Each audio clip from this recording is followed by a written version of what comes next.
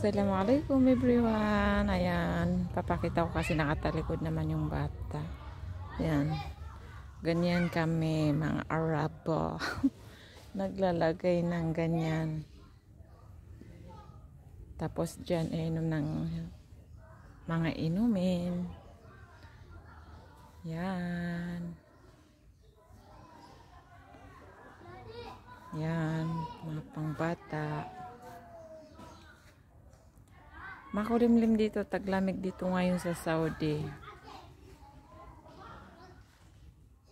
Kaya parang nalulungkot ang panahon. Yan.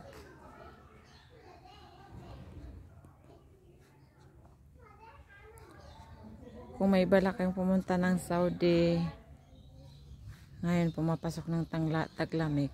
Parang hindi mo kayang maligo pagka walang heater. Hanggang dyan na lang po. Thank you for watching. God bless all.